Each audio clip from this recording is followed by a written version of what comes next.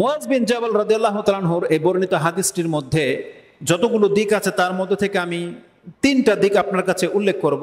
তার একটা হলো পুরো ইসলামটাকে, ইসলামের যে বেসিক রুকনগুলো আছে এই একটা হাদিসের মধ্যে সেই সমস্ত রুকনগুলো উল্লেখ করা হয়েছে। এই একটা হাদিসের মধ্যে ইসলামের পুরো রুকনটা চলে এসেছে এবং এই রুকনগুলোর মধ্যে ইসলাম যেই কাজগুলো আমাদেরকে ফরজ করেছে এছাড়া এমন কিছু গুরুত্বপূর্ণ কর্মের কথা উল্লেখ করা হয়েছে যেগুলো নফল কিন্তু অনেক মর্যাদাপূর্ণ কাজ, এবং সেই নফল কাজগুলোর মধ্য থেকে সবথেকে গুরুত্বপূর্ণ তিনটা নফল কাজের দিকে এই হাদিসে ইঙ্গিত করা হয়েছে, যেগুলো হচ্ছে সমস্ত কল্যাণের দরজা। বলা হয়েছে আবওয়াবুল খায়ের, মানে কল্যাণকর যতগুলো পথ আছে সেই কল্যাণকর পথগুলোর রাস্তা বা দরজা। কেউ যদি এই আমলগুলো করে তাহলে সে সমস্ত কল্যাণের মধ্যে রয়েছে। এমন কিছু আমলের কথা এই হাদিসটার মধ্যে আছে। 3 নম্বর পয়েন্টে আসবে সর্বশেষ একজন ব্যক্তিকে এমন একটা পয়েন্ট বা এমন একটা বিষয় সম্পর্কে রাসূল সাল্লাল্লাহু আলাইহি ওয়াসাল্লাম সতর্ক করেছেন যেই বিষয়টার উপরে মানুষের জান্নাত এবং জাহান্নাম নির্ধারণ হবে। বিষয়টা খুবই সিম্পল, মুখের জবান। এই জবানের কারণে কিছু কিছু মানুষ আছে জান্নাত পেয়ে যাবে, আর কিছু মানুষ আছে এই জবানের কারণে ধ্বংস হবে। সেই দিকে ইঙ্গিত করেছেন সর্বশেষ, যেটা হচ্ছে সব থেকে গুরুত্বপূর্ণ বিষয়। এবার আসুন আমরা এই হাদিস থেকে যে বিষয়গুলো আমি এই গত রাত থেকে এই পর্যন্ত পেয়েছি বা সাজিয়েছি অতটাই শুধু আপনার কাছে উল্লেখ করা সম্ভব, কিন্তু হাদিস নিয়ে চর্চা করলে প্রায় 5টা খুতবা লেগে যাবে বলার মতো। আর যদি ইসলামের প্রত্যেকটা রুকনকে তুলে ধরি তাহলে প্রত্যেকটা বিষয়ের এক একটা বক্তব্য লাগবে। ইনশাআল্লাহ আজিজ আমরা যখন শুরু করব তখন আপনি বুঝতে পারবেন।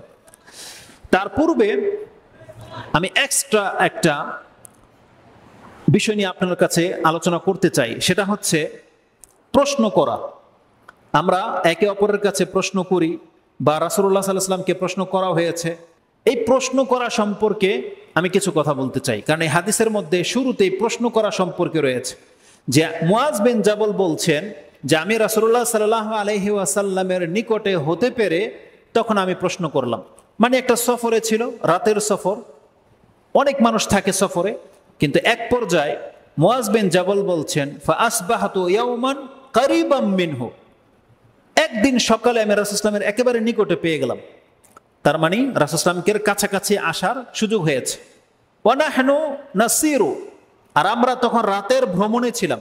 তার মানে রাতে ভ্রমণ করত, হঠাৎ করে একদিন সকালে রাসূল সাল্লাল্লাহু আলাইহি ওয়াসাল্লামকে একবারে মুয়াজ বিন জাবাল তার কাছাকাছি পেয়ে গেছে। তখন রাসূল সাল্লাল্লাহু আলাইহি ওয়াসাল্লামকে প্রশ্ন করলেন। কি প্রশ্ন করেছেন? কেন আমি এই টপিকসটা এখন আপনার কাছে বলবো এটা আপনি বুঝতে পারবেন যে কেন বলবো। মুয়াজ বিন জাবাল রাদিয়াল্লাহু তাআলা আনহু রাসূলকে পেয়ে গেছেন, আর পেয়ে গিয়ে এখন প্রশ্ন কি করবে শুনেন। তিনি বলতেছেন ইয়া রাসূলুল্লাহ আখবিরনি আমালিন, আমাকে আপনি আমল, এমন কিছু আমলের সংবাদ দিন। আখবিরনি বি আমালিন ইউদখিলুনিল জান্নাহ ওয়া ইউবাইদুনি মিনান নার, যেই আমল করলে, যেই আমল আমাকে জান্নাতে ঢুকিয়ে দেবে এবং জাহান্নাম থেকে আমাকে দূরে রাখবে। আমাকে এমন কিছু আমলের কথা বলে দেন, বা এমন আমল সম্পর্কে সংবাদ দিন যেই আমল আমাকে জান্নাতে নিয়ে যাবে আর যেই আমলের মাধ্যমে আমি জাহান্নাম থেকে বেঁচে থাকতে পারবো। মানে জাহান্নামে আমি যাবই না, দূরে থাকবো। ইউবাইদুনি মিনান নার, এটা ছিল তার প্রশ্ন। রাসূলুল্লাহ সাল্লাল্লাহু আলাইহি ওয়াসাল্লাম তার প্রশ্নে শুনে আশ্চর্য হয়ে বলছেন লাকাদ সাআলতানি আন আযীম, মুয়াজ তুমি আমার কাছে খুব মহা কঠিন অনেক বড় একটা প্রশ্ন করে ফেলেছো।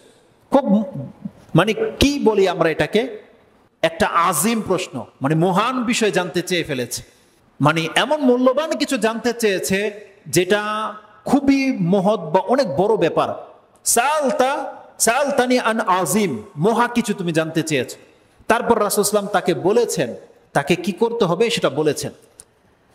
এখান থেকে আমি যে জিনিসটা বলেছি যে আমি আমার পয়েন্টটাকে উল্লেখ করব, যে প্রশ্ন করা এই সম্পর্কে আমি কিছু দিক নির্দেশনা আপনাকে দিই।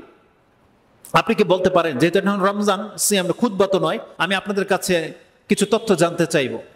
প্রশ্ন করা আর প্রশ্নের মাধ্যমে আদান প্রদানের ব্যাপারে কি কি দিক থাকতে পারে, কি কি কল্যাণ অকল্যাণ থাকতে পারে, কেন প্রশ্ন করা হয়, মানে প্রশ্ন যে করতে হবে আর উত্তর দিতে হবে, এই যে একটা ইসলামের বিধান, এইটাকে কোন সেন্সে নেবেন, কি উপকার আছে, কেন প্রশ্ন করা হয়, এটা হচ্ছে প্রথম দিক।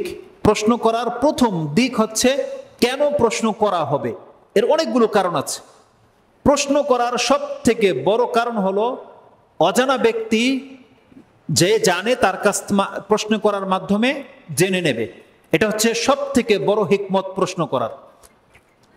এটা আমরা সবাই জানি যে যে জানে না সে জানতে পারবে, সে লাঞ্ছিত হওয়া থেকে বেঁচে যাবে, সে মূর্খামি করা থেকে বেঁচে যাবে। কিসের মাধ্যমে? সে ওই ব্যক্তিকে জিজ্ঞেস করুক, এমন কাউকে জিজ্ঞেস করুক যে এটা জানে। তাহলে কি হবে?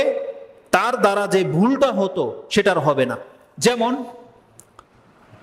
নতুন কোন একটা কিছু আপনার সামনে চলে এসেছে, সেটা প্রোডাক্ট হোক, দুনিয়াবি কোনো বিষয় হোক, একটা ডিভাইস হোক, আপনার কাছে এসেছে, আপনাকে দেওয়া হয়েছে। আপনি এটাকে ব্যবহার করার আগে আপনি আগে দেখেন এটা আপনি জানেন কিনা, পারবেন কিনা। যদি না পারেন তাহলে এটার প্রথম কাজ আপনি এমন কাউকে জিজ্ঞেস করেন যে এটার সম্পর্কে জানে। যদি আপনি এটা করে নেন তাহলে আপনি কয়েকটা জিনিস থেকে বেঁচে যাবেন। এক, আপনি যে অজ্ঞ এটা প্রকাশ পাবে না। দুই, আপনি মূর্খামির কারণে একটা জিনিসকে নষ্ট করে দিবেন, ক্ষতি হয়ে যাবে আপনার। তিন, আপনি লাঞ্ছিত হবেন সমাজে, ওই বৈঠকে, ওই মজলিসে আপনি লাঞ্ছিত হবেন। কিভাবে? অপমানিত হবেন, মানে তুচ্ছ-তাচ্ছিল্য করা হবে আপনার কাছে। কথার কথা, যদি বাইরে যে মোটরসাইকেলগুলো রাখা আছে আমরা যারা জানি না এটা কি করতে হবে, তাহলে আপনি যদি এটাকে ব্যবহার করতে হয় তাহলে আপনি তাকে জিজ্ঞেস করেন যে এটা জানে। তারপরে ধরেন কিছু সুইচ আছে, কিছু মানে শেলফ চাবি লাগানো আছে, ওটাকে টাচ করার আগে আপনি কি জানেন যে আমি যদি এখন শেলফটা দেই কি হবে, জিজ্ঞেস করে নেন। কিন্তু এটা আপনি করলেন না, এটা গিয়ারে রাখা ছিল আর আপনি শেলফ মেরে দিলেন, কি হবে রেজাল্টটা? এটা গিয়ারে থাকলে কি হবে? লাফ দিয়ে হয়তো নিচে পড়ে যাবে। মোটরসাইকেলের সিস্টেম আছে কিনা জানি না, তবে গাড়িতে আছে। ঠিক আছে, যে আপনি শেলফ, গিয়ারে যদি থাকে গাড়ি আর আপনি শেলফ দিবেন, এটা আপন জায়গায় থাকবে না, কারণ এটা তখন আপনার কারেন্ট পেয়ে যাবে, পাওয়ার পেয়ে যাবে, তখন এটা সামনের দিকে ঝাঁপ দেবে। যদি ডাল থাকে তাহলে গাড়ি ঢালে পড়ে যাবে। তখন কি হবে? আপনি মূর্খ, এটার প্রমাণ হলো, গাড়িটার ক্ষতি করলেন, আর আপনাকে এখন লানতান করা হবে যে জানো না, ধরলা কেন? জিজ্ঞেস করতা, ধরতে কইছে কে তোমাকে? বলবে না। এমনকি আপনার জরিমানাও লেগে যাবে। তো যেই কোনো মূর্খামি করার আগে ইসলামের একটা সুন্দর নীতিমালা হলো, তুমি যেটা জানো না সেটা তুমি জেনে নাও। কার কাছে? যে জানে তার কাছ থেকে জেনে নাও। তা প্রশ্ন করা আর উত্তরের মাধ্যমে এটার একটা হিকমত আমি বললাম যে এর মাধ্যমে অজ্ঞ ব্যক্তি জ্ঞানী হতে পারবে। এবার আরো দুইটা আমি আপনার কাছে বলবো। এখন ওই দুইটা বলার আগে আমি আপনাদের কাছ থেকে জানতে চাই, বলেন তো দেখি, আপনি প্রশ্ন করবেন বা প্রশ্নের যে বিধানটা, এর আর কি হিকমত হতে পারে? প্রশ্ন করার বিধান আপনি যখন কাউকে বুঝাইবেন বা আলোচনা করবেন, এজন্য আমি আজকে প্রশ্ন সম্পর্কে কয়েকটা কথা বলবো।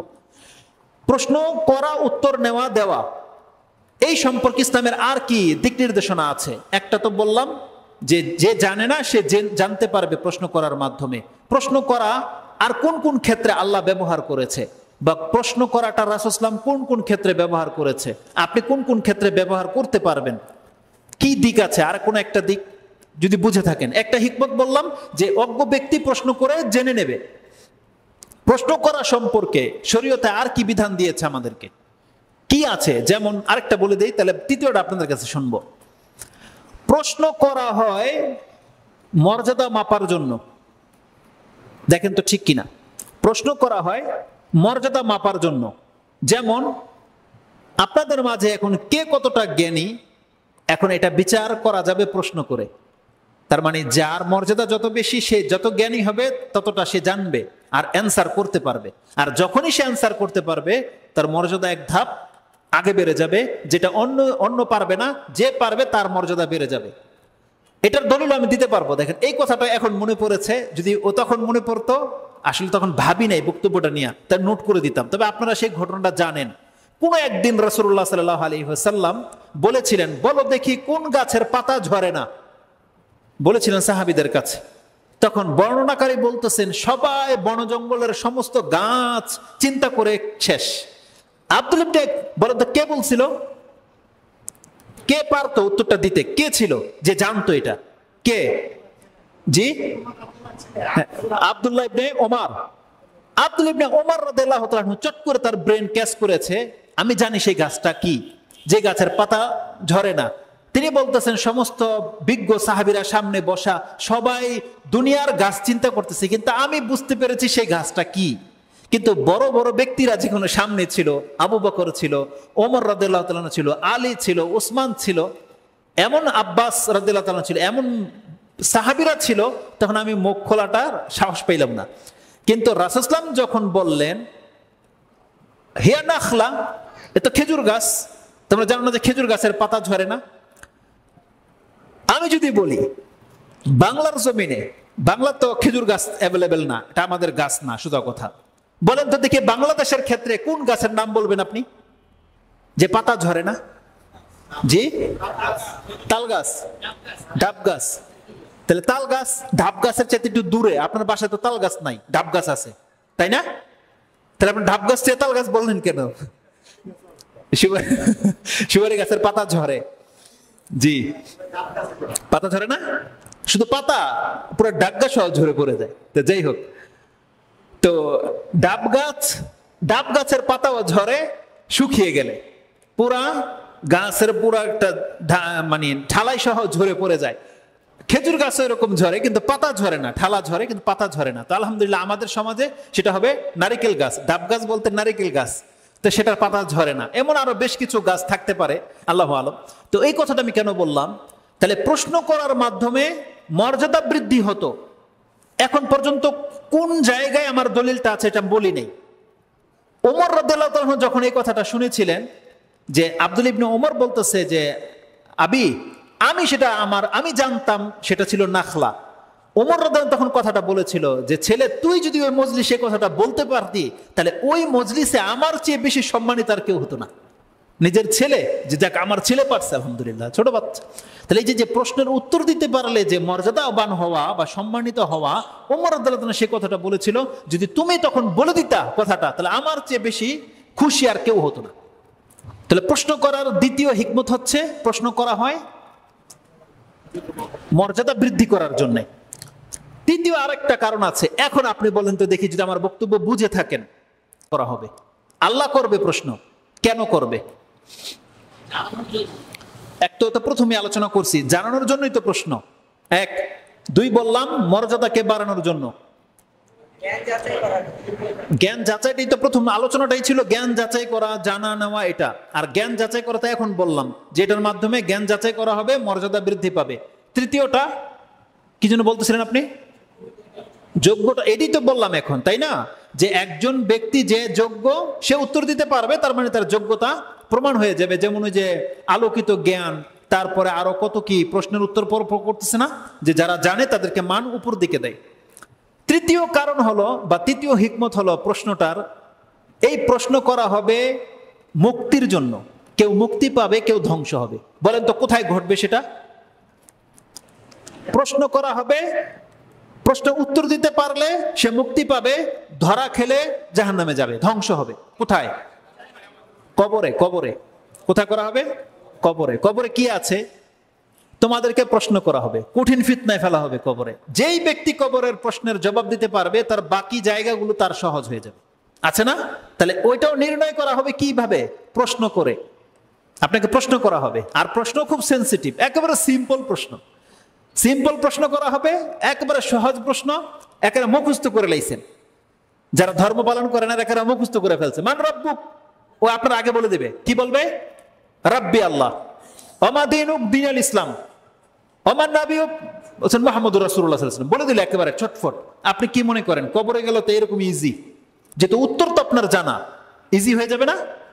সুবহানাল্লাহ, কঠিন জায়গা। রাসূল সাল্লাল্লাহু এটাকে ফিতনা বলেছে। আর যখন রাসূল সাল্লাল্লাহু জেনেছে যে কবরের আযাব হয়, কবরে ফিতনায় ফেলা হবে, তখন থেকে রাসূলুল্লাহ সাল্লাল্লাহু আলাইহি ওয়াসাল্লাম এমন কোন সালাত আদায় করে নাই যেই সালাতে তিনি কবরের আযাব থেকে, ফিতনা থেকে আল্লাহর কাছে আশ্রয় না চেয়েছেন। তার মানে প্রত্যেক ফরজ সালাতে তিনি আল্লাহর কাছে আশ্রয় চেয়েছেন। কি বলে আশ্রয় চেয়েছেন? আল্লাহুম্মা ইন্নী আউযু বিকা মিন ফিতনাতিল কবর। আরেক জায়গায় আছে মিন আযাবিল কবর। আল্লাহ, আমি তোমার কাছে কবরের ফিতনা থেকে আশ্রয় চাচ্ছি। আরেক বর্ণনা আসছে কবরের আযাব থেকে তোমার কাছে আশ্রয় চাচ্ছি। কবর খুব মারাত্মক জায়গা।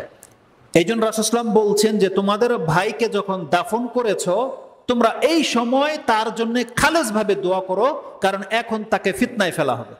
ওখানে ফিতনা শব্দটা আছে, মানে এখন তাকে প্রশ্ন করা হবে। তার সাবেত কদমের জন্য তোমরা অন্তর থেকে তোমার ভাইয়ের জন্য দোয়া করো। এটা হাদিস সম্ভবত মুসলিমে আছে যে তোমার ভাইয়ের জন্য এটা দাফনের পরে দোয়া করো, কবরস্থানে দাঁড়িয়ে আপনি দোয়া করেন, বেশি জরুরি। তো প্রশ্ন করা হয় এই কারণগুলো দিয়ে। এবার আমি দলিল দিই আপনাকে। প্রশ্ন যে এই কারণে করা হয়, প্রথম প্রশ্ন করা হয় অজ্ঞ ব্যক্তি জেনে নেবে তাই। আর এইটা আমাদেরকে আল্লাহ সুবহানাহু ওয়া তাআলা শিক্ষা দিয়েছে। আল্লাহ সুবহানাহু ওয়া তাআলা কোরআনের 2টা জায়গায় এই আয়াত বলেছে, যে আয়াতগুলো আমাদের জানা আছে।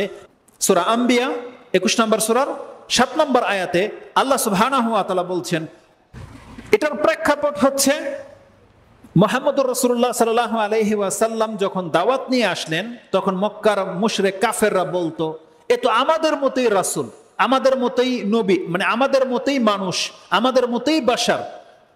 এই নবী হলো কিভাবে? এর কাছে আল্লাহর ওহী আসে কিভাবে? সে তো আমাদের মতোই সাধারণ একজন মানুষ। আল্লাহ সুবহানাহু ওয়া তাআলা তার খণ্ডন করতে গিয়ে, জবাব দিতে গিয়ে আল্লাহ সুবহানাহু ওয়া তাআলা রাসূল সাল্লাল্লাহু আলাইহি ওয়াসাল্লামকে বলে দিচ্ছেন, হে নবী, আপনি বলে দেন, শুধু আমি কেন, আমার পূর্বে পৃথিবীতে যত নবী রাসূল এসেছে তারা সবাই মানুষই ছিল, কেউ মানুষের বাইরে আসেনি। আল্লাহ সুবহানাহু ওয়া তাআলা কি বলেছেন?